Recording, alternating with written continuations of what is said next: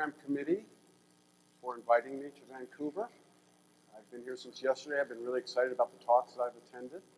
And I also want to make a special point of thanking the program staff. They've been wonderful in attending to needs we might have. And I want to thank the computer people in particular because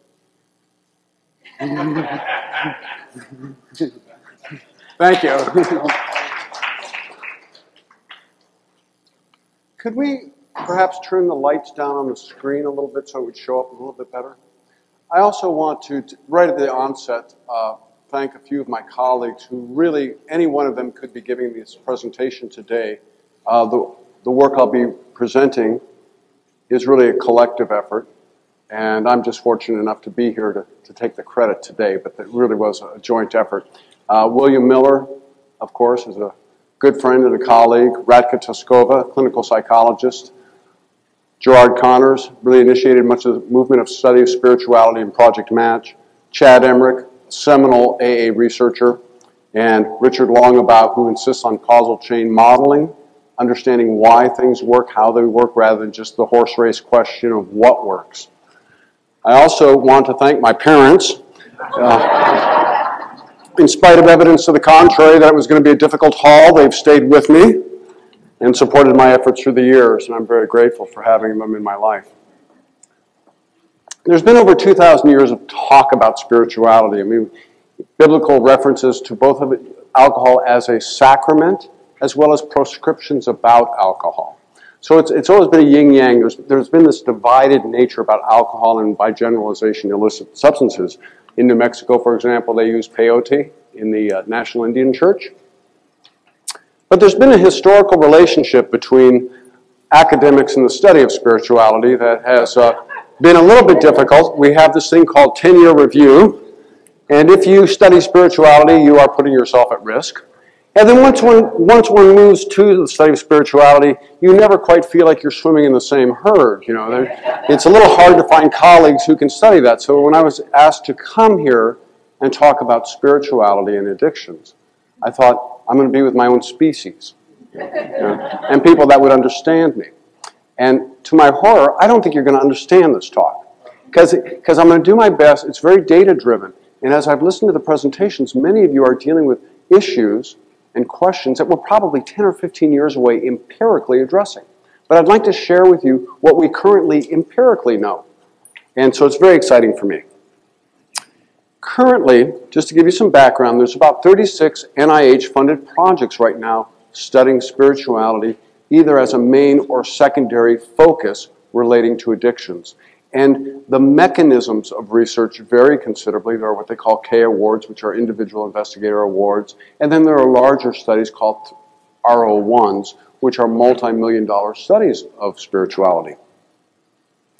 To give you some idea of what the empirical field has done in research on AA, which often, by the way, I should say throughout this talk, much of the work has centered on the 12 steps for obvious reasons because of the spirituality and the core, thank you, membership, is that we see that in clinical trials at CASA, about on average 43% of the people will attend AA at some time during or post-treatment. And what's very important to point out is several of these studies that I'm drawing this graph from were pharmacotherapy trials. These were not trials encouraging people to attend AA. So it was a natural, people vote with their feet. What you can also see on this graph here is just the number of published peer-reviewed publications, empirical publications on spirituality in AA. And you can see in the last 5 years, there's been quite an explosion of interest in the area. In general, meta-analytic studies, these are studies that quantitatively combine the results of different studies, have come up with a generalization that on average, we can see about a 0.31 correlation between attendance and later abstinence. And as you might recall, a correlation can range from -1 to 1.0. So if it's on the positive side, it means there's a positive association. And if it's negative, it means don't do it. And what we see 68% of the time then, if we apply the normal curve, is that for people who do attend, we can anticipate relatively little benefit to a modestly positive benefit. Now, and again, I should suggest all this happens in every presentation. If someone says, well, my father or mother has gone to AA, has never drank again, or my mother or father went to AA, didn't work, and they left. So when we deal with the idiographic, There's, of course, exceptions to all that I'm going to say today. All of these analyses are based on nomenclatic or group comparisons. More recently, we've had a number of very important prospective trials. And for those of you who are interested in looking at the published literature in this area, you might look at Project Match, John Morgenstern. There's a VA study by Keith Humphreys and Rudy Moose.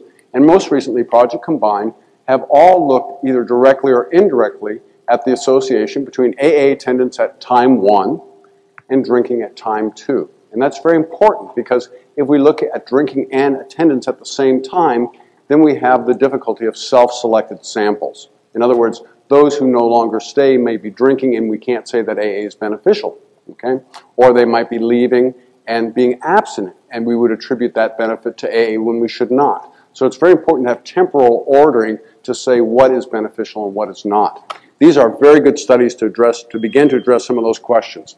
I'm going to go very quickly through this. I didn't know the familiarity that people would have with 12-step programs. It was developed in the 30s.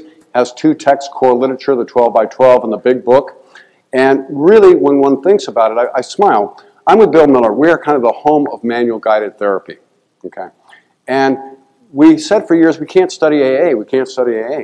And I retorted at one point that of course we can, it's a manual guided therapy.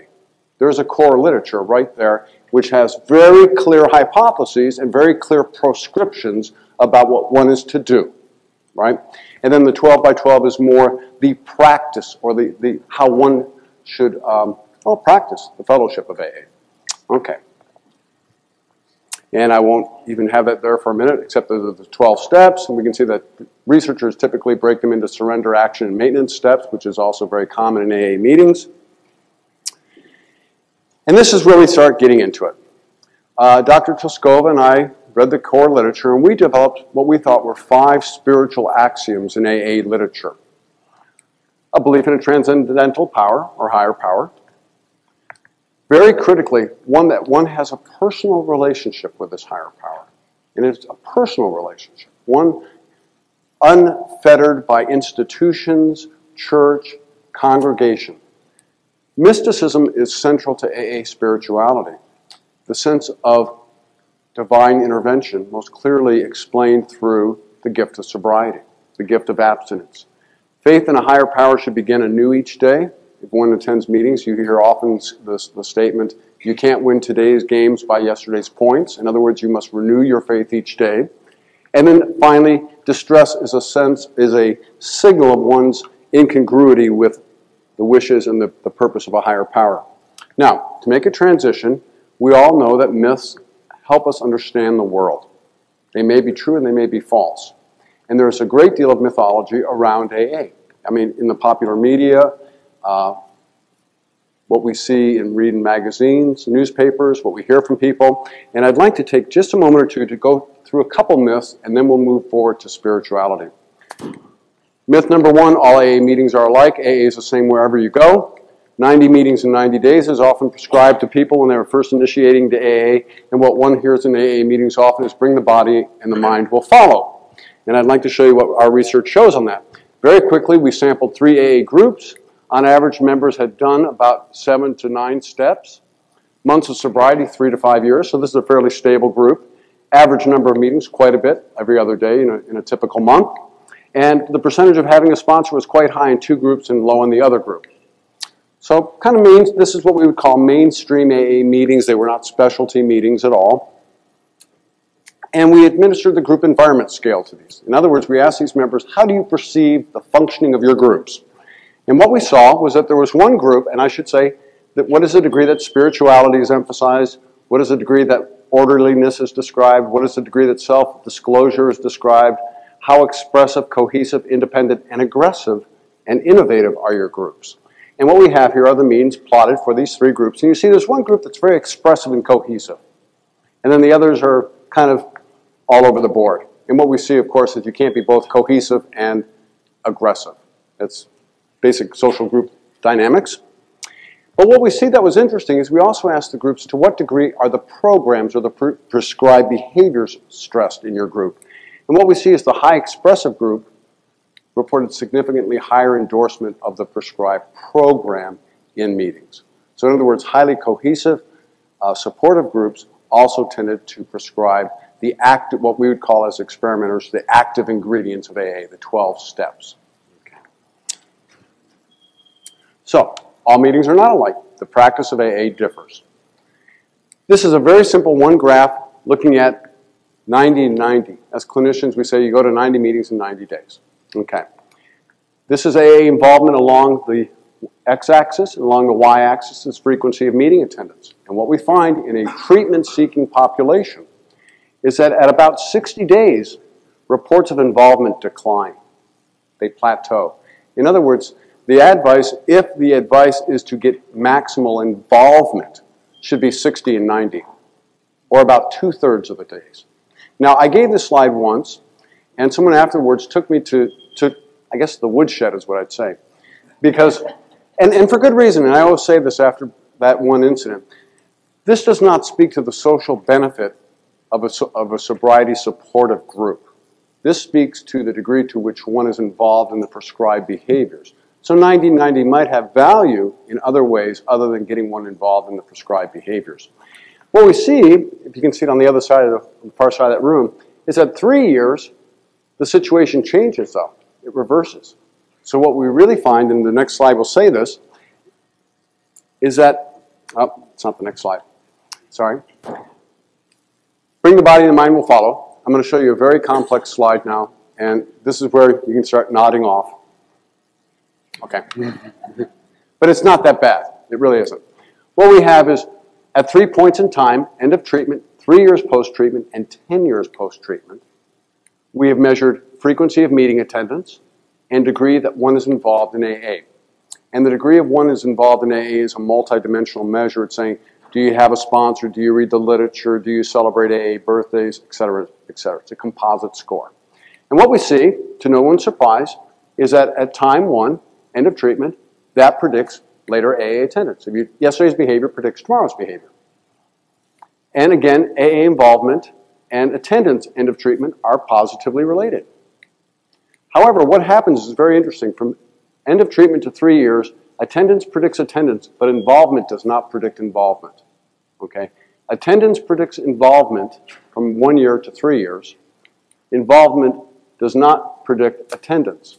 On the other hand, what we see at 3 to 10 years is just the reverse. And this is very important to stress.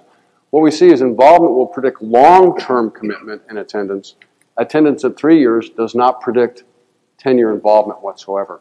So in other words, bring the body and the mind follows is true short-term, but not long-term. Long-term, it's involvement. It's belief system that keeps people in AA. So the myths are neither wholly true or wholly false. You know, they're functional. The program is constant. I have seen very few changes to the core literature in the 15 years I've been looking at AA. In fact, great debates are held about changing things by just 1 or 2 words. The fellowship of the practice is significantly different across groups. Likewise, 90-90 is time-dependent. It's true initially, but not long-term. And mind-body is also time-dependent. Okay? Now, what about drying out spirituality? I love that slide.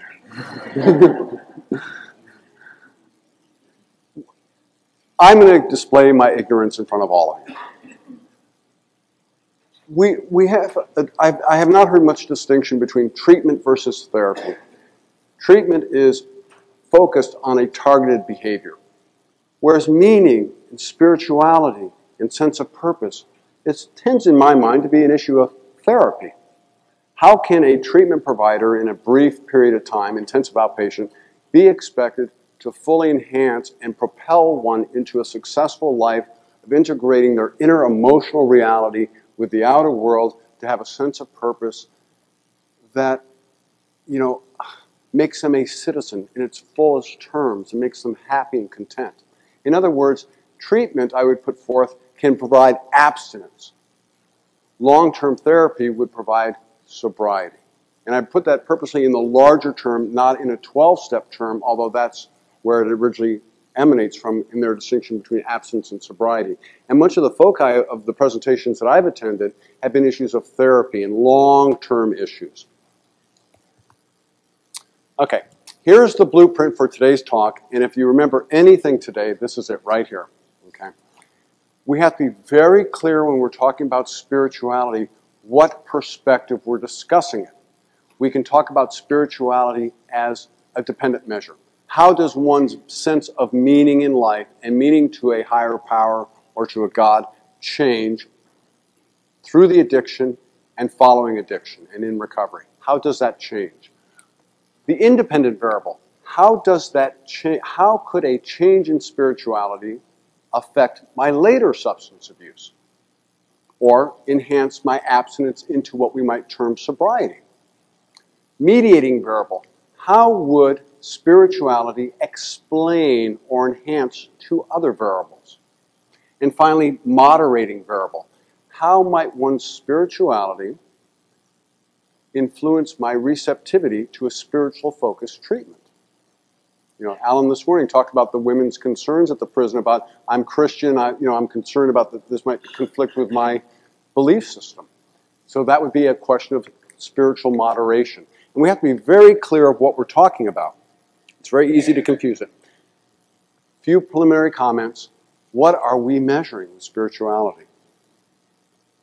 Historically, researchers have used three perspectives. Most historically, years and years ago, 50 years ago, reliance on religious affiliation measures. More recently, in the 90s, we started looking at multidimensional measures, distinguishing between religiosity and spirituality, the many dimensions of spirituality, forgiveness, prayer, meditation, daily spiritual practices. And recently, we're beginning to look at the mechanisms. What is forgiveness? What function does forgiveness serve? Is it a coping mechanism? Etc. There are many psychometrically validated instruments. For those of you who are interested, I can post my presentation. I'll take you through this very quickly. But there's this monster slide I have here. There's at least 15 to 20 psychometrically validated measures with substance abusers that measure different dimensions of spirituality. And I encourage you to access these. Okay?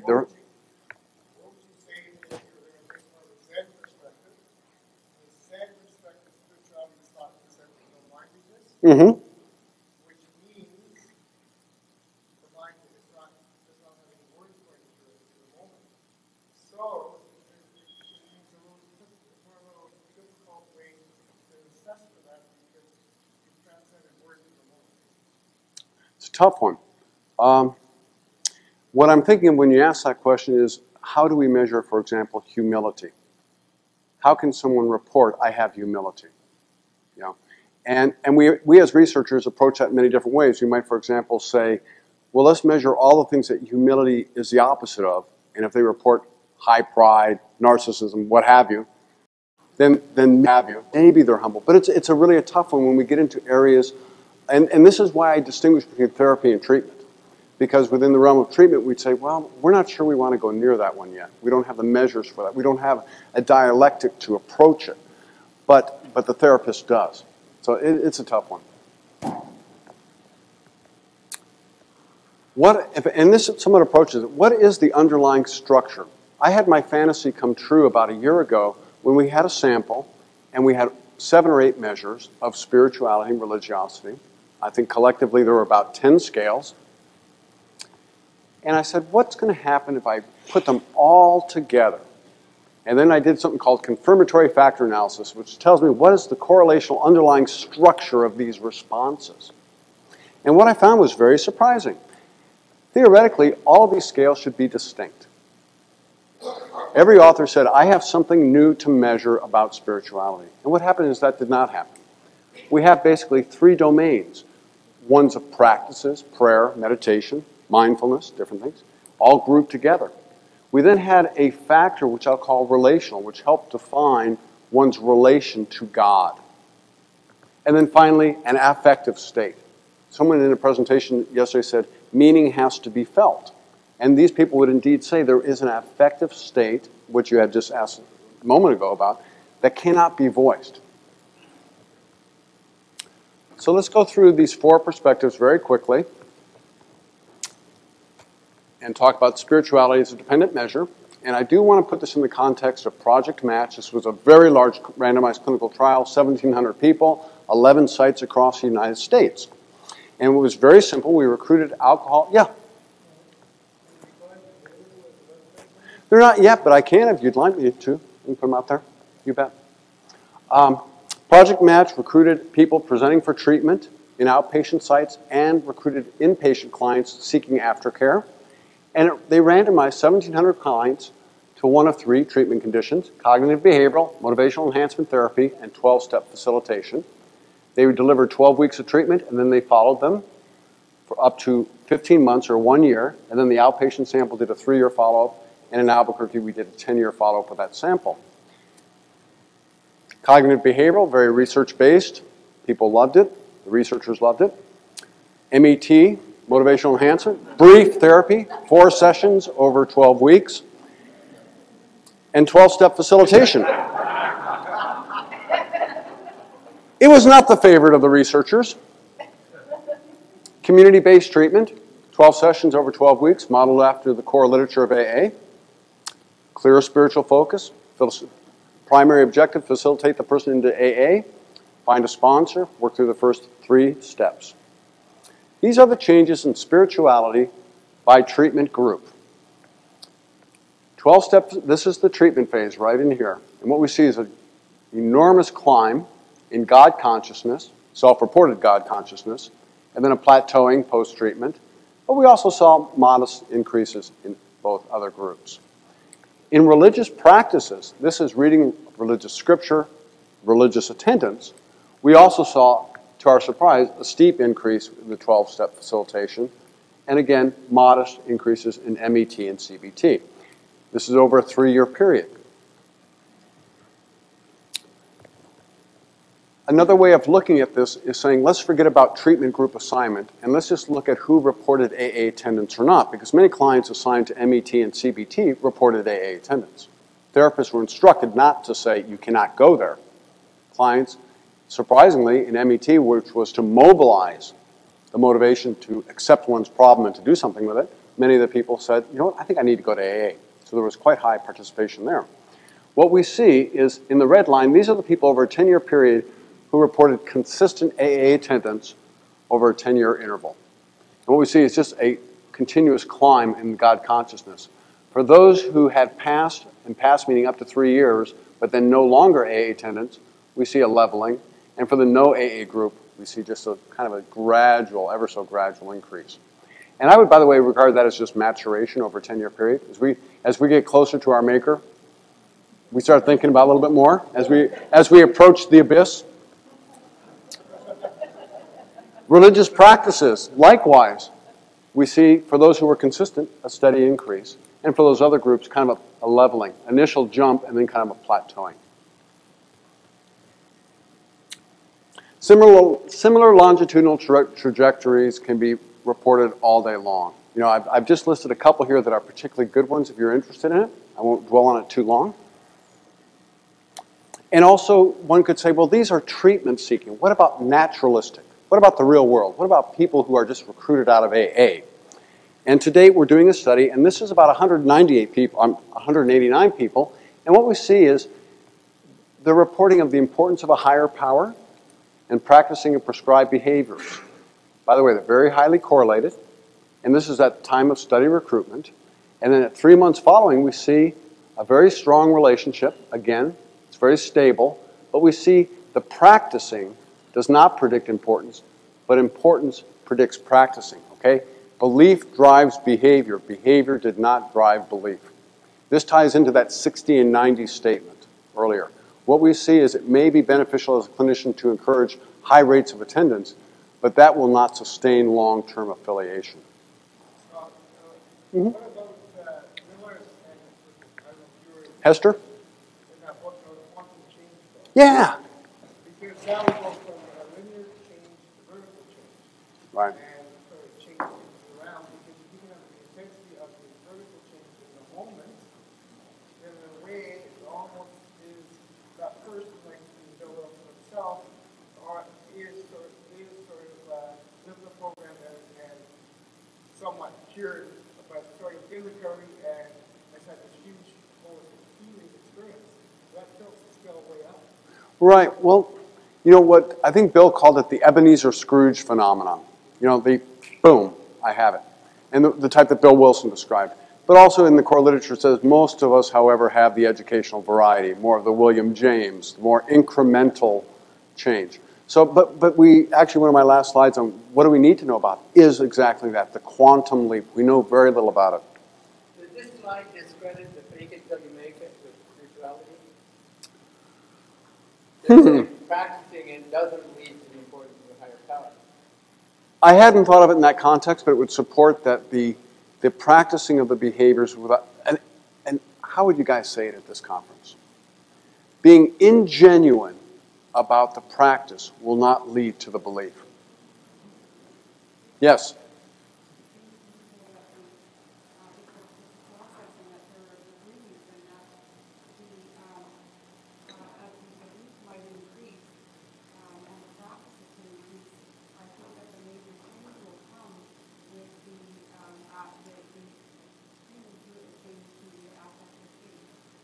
Right. And that's the affective of the three dimensions, may be the one that's driving these two. And we have very little on the affective. That's absolutely true. Because that gets into the, you know.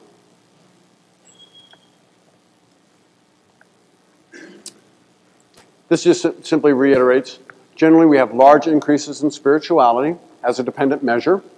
Narrowly specified dimensions, while present, are not orthogonal. That's a researcher way of saying they overlap considerably. And then spiritual beliefs or meanings seem to drive the practices and not the reverse. Okay, what is the value of spirituality as an independent variable? Okay, and in the core literature, it says very clearly that one will be, how does it go? One will be defenseless against the first drink. One's defense must come from a higher power, which implies, from a scientific perspective, that spirituality is a shield, a coping mechanism, something that will protect one from relapse. What we see at first blush looks kind of supportive of that. Again, this is Project Match, and these are what we call survival curves.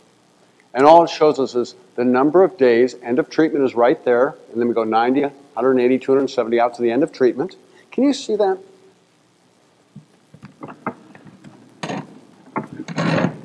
Is that a little bit better? Okay, you bet. And what we see is, as all of you as clinicians know, this immediate drop-off, really fast relapse immediately after treatment, and then a plateauing. And what we see are the clients assigned to TSF have a significantly slower relapse, time to relapse relative to the other two treatment conditions. Now, as Alan's written about and is empirically validated, time to first drink might be slower in the TSF condition, but when drinking occurs, there's an abstinence violation effect, and drinking is more heavy. So that's the other part of the coin to say, because they've been told in AA, you'll have a loss of control, and certainly when they drink, they have a loss of control. Okay? Because again, belief drives behavior. So one might think that a spiritual-based treatment is, spirituality is the independent variable, right? But what we see, and this is controversial, but I think it really has to be said at this meeting, prospective studies, studies that measure spirituality at time 1 and behavior at time 2, which is basic causal ordering that we have to have in our research. When we look at spirituality or religious affiliation, number of studies was about, I believe, 17 studies that I got through the literature. We have a relationship of 0.09. That is virtually zero. Okay? No relationship between spirituality and later drinking or abstinence, okay, as an independent variable.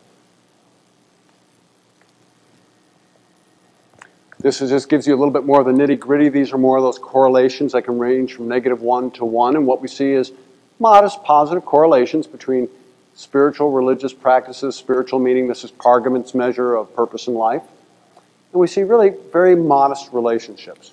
And ultimately, these have asterisks, which means in the scientific world, probability less than 1 in 20 is significant. But I ask you, would you triage, would you recommend to a family member a spiritual experience for later abstinence based on the magnitude of these relationships? I don't think I would. I don't think I would. You know, it says there's a slight positive association between abstinence There's a slight negative association between drinks per drinking day, days to first drink, days to first heavy drinking day. But these are very modest, very modest. Nope, but I'll tell you what I'm going to attribute to in a minute. We have modestly better prediction in Project Match.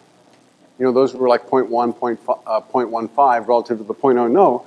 But as I asked, would you really clinically tell a client, we're going to work on a spiritual experience? You know, we're going to work on a spiritual experience to keep you sober, to keep you abstinent. And again, this is that longitudinal study I talked about. So we're here now, we're saying, but is that only true of a treatment-seeking sample?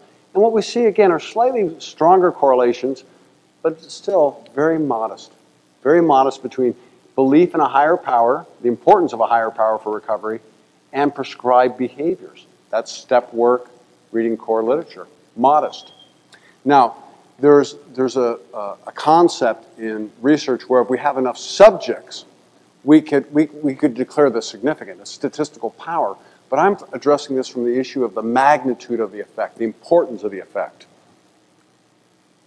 And again, this is the SCQ, Pargamit's spiritual coping questionnaire. And here he has a construct of one has a deferring relationship with a higher power. I do what God leads me to do. I follow God's will. You know, the third step prayer, thy will, not mine, be done. Spiritual coping can also have a cooperative style. When I'm confronted with a problem, I seek God's counsel, I move forward. Okay. Again, what we see in this naturalistic sample is really very modest relationships between spiritual measures at time one and the drinking measures. Now, in preparation for today's talk, I thought, I know someone's going to bring this up, so I'm going to do it. The green line is, it's not where one is at to predict where I'm at tomorrow. It's the gain, it's my movement in spirituality that's important, not really a static measure of spirituality. And when I looked at the gain change scores at times 1 and 2 and predict 0.3, now I'm suddenly getting correlations. I'm saying, I begin to see some importance here. So it's not really where I'm at, it's more my trajectory in my spiritual movement that may be important in predicting. This is a totally new area. I don't know if anyone else is really looking at that one right now. Maybe Libya's. Does spiritual or religiosity predict other positive outcomes? Now we're getting into the therapy issue of, okay, aside from the target behavior, what do we know about spirituality? And Leanne Cascudas has what's called a helping activities checklist, and she looks at behaviors that are community activity behaviors, volunteer community behaviors, general activities, family, I pick up my children, I help drop them off, I help around the house, and then kind of recovery activities, and this is 12-step focused. And what we see, this is confirmatory factor analysis with measurement models. I know, stop talking that way. It's what we see is at time 1, we have total religiosity. And it significantly, at 10 years, predicted helping behaviors. So one's religious beliefs and practices were significantly predictive to the extent that one was involved in community activities, general living activities, and recovery activities. This is a big correlation. This is something that we can say, if one wanted a client to become engaged as a citizen, spiritual change has value. Spirituality as a mediator. Is the positive relationship between AA attendance and later drinking reduction mediated by spirituality? Now what time am I done? 2:50? 15. This is a difficult one to understand. We know there's a positive relationship here. But what we want to know is, and there's a positive relationship here. When we look at it as a dependent measure, that's a positive relationship. But what we don't know is if we put this in, does this relationship go away? In other words, spirituality explains it. It's a question of mediation. So I'm going to take you through, in 2 minutes, you all are going to learn structural equation modeling. I know.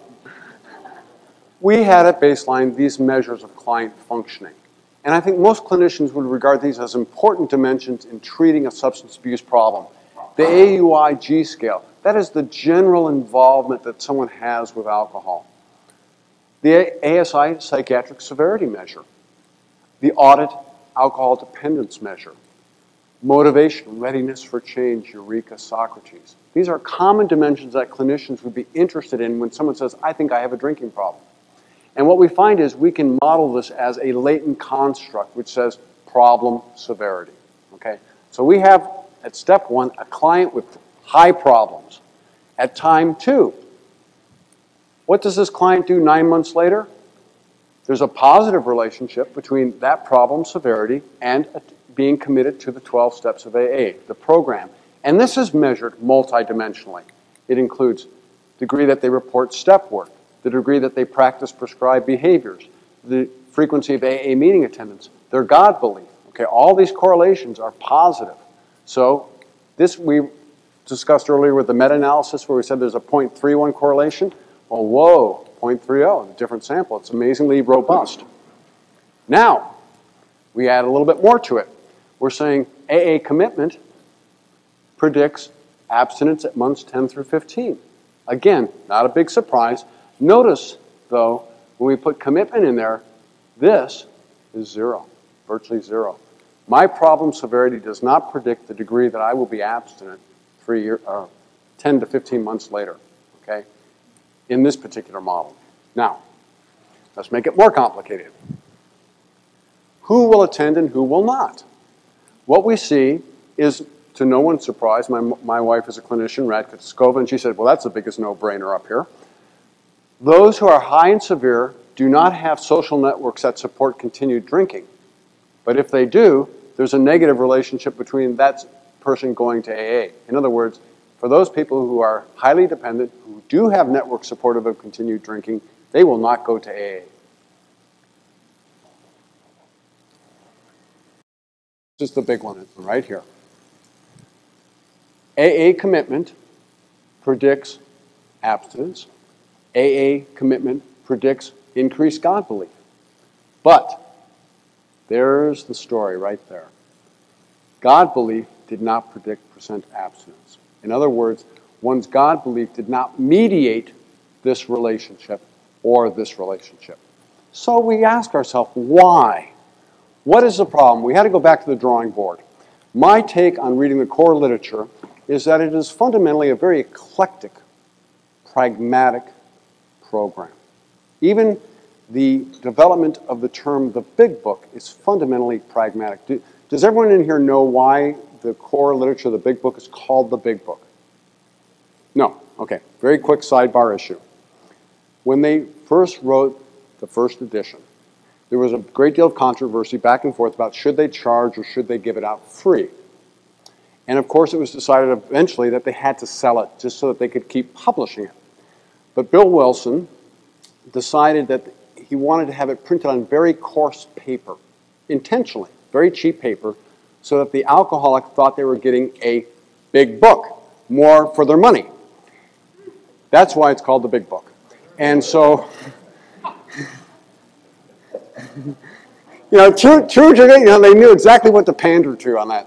And you're looking at these measures Yes. of the concept of God. It could be a conceptual experience that you're describing for people as opposed to the emotional effect. Are there any studies that show the level of emotional connection that someone feels as opposed to a belief in importance?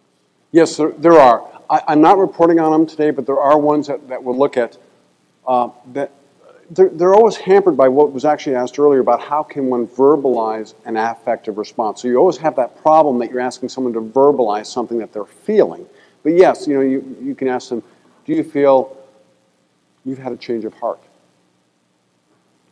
We are conducting a study now where we're asking the significant other of the substance abuser, what differences do you see in this person's behavior and emotion? And that helps us triangulate a little bit more. So, we had a hypothesis that we developed, and I'm very excited because it was supported. And it kind of makes sense, too. What we predicted was spirituality might be a secondary or an indirect mediator. And because of time, I'm going to get really down to it really fast. What we found is this is what we've been talking about thus far. AA at 3 years would predict AA at 10 years, and it does, somewhat. AA at 3 years does not predict 10-year abstinence. Current AA attendance predicts abstinence. That's not too controversial. This model below, though, is controversial. Same model, except now we have spirituality mediating the relationship between AA practices at 3 and 10 years. And what we see is, notice here, AA practices at 3 and 10 years were strongly related. But when we have spirituality in there, it does not, AA practices at 3 years does not predict 10 years. In other words, it's a belief drive again, where AA practices predict spirituality, spirituality predicts sustained AA attendance, but AA attendance and practices does not predict sustained AA attendance. Okay? So this is a very critical point where what we see is, for lack of better terms, spirituality might be seen as a shared ideology that holds members to the fellowship of AA. If we can talk about it that way. It's a coping strategy that helps people remain affiliated with one another. And by the way, we see AA practices predicts at 10 years significantly long-term abstinence. Notice, by the way, again, spirituality does not predict abstinence directly.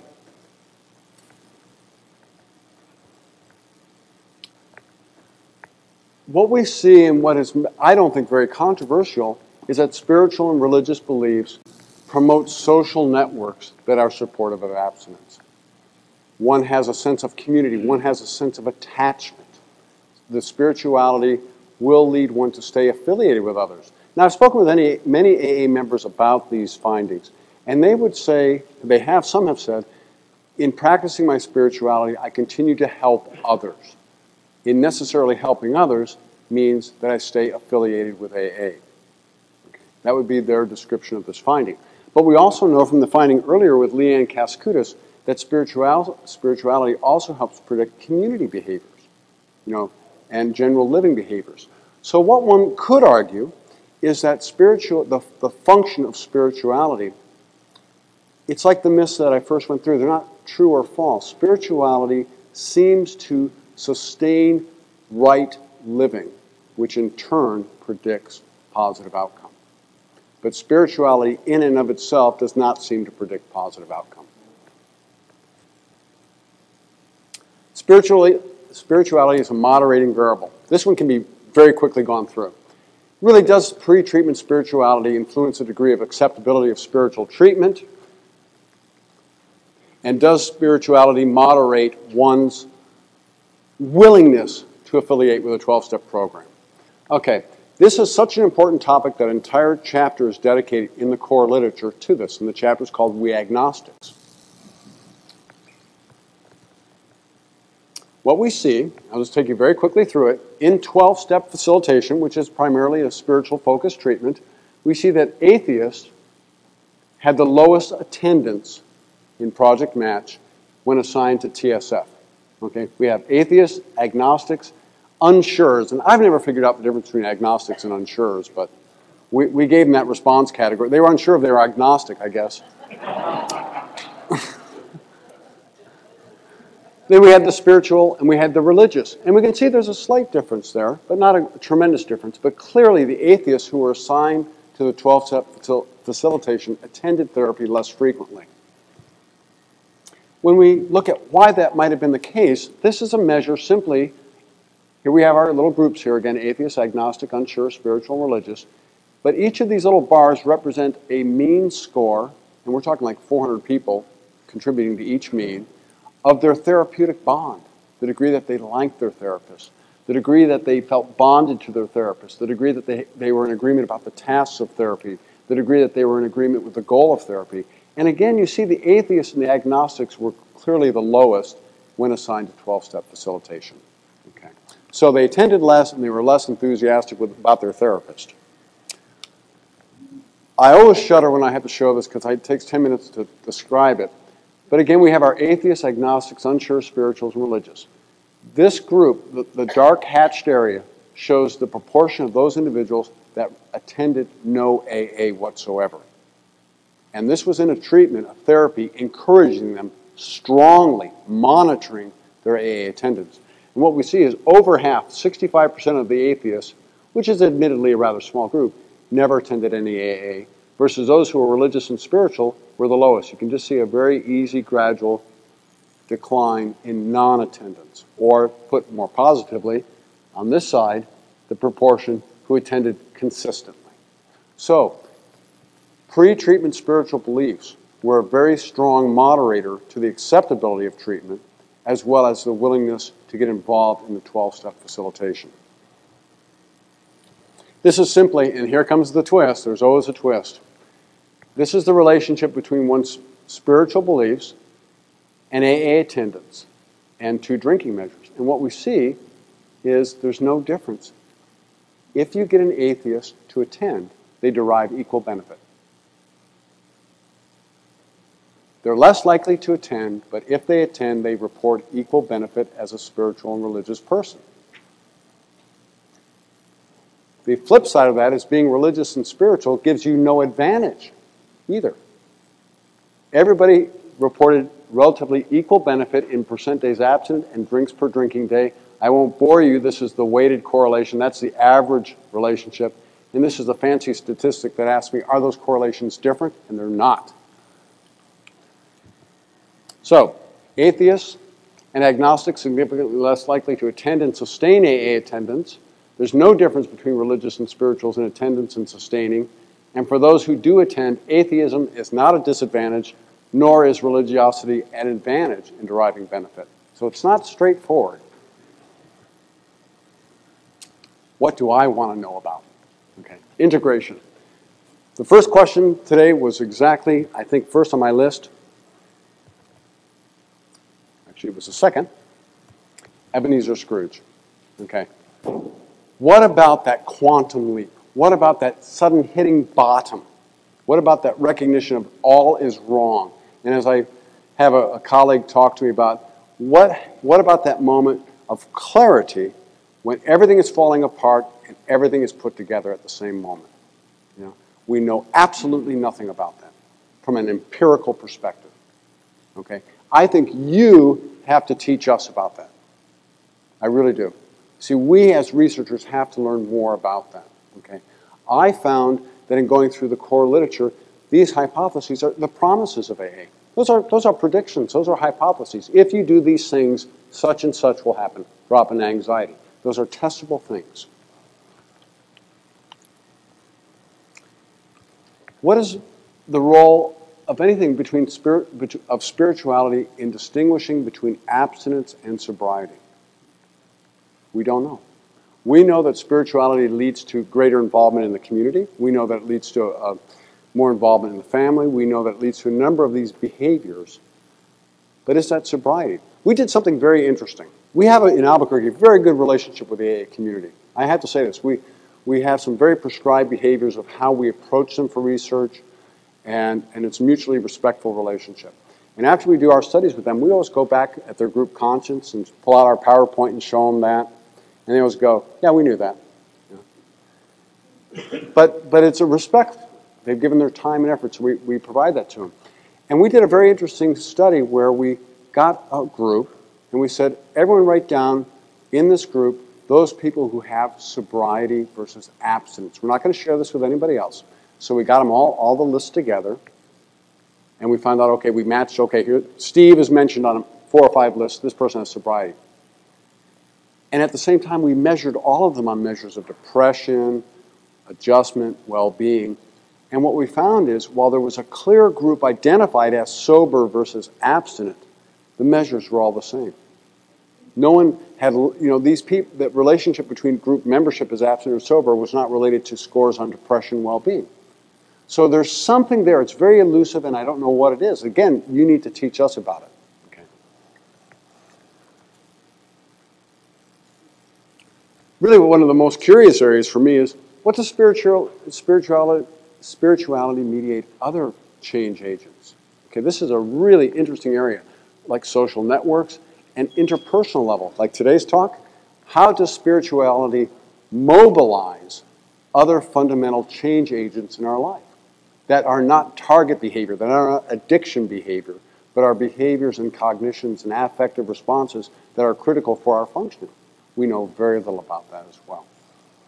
So, I am all talked out. Just pass that and say, thank you. You were very patient with the data presentation.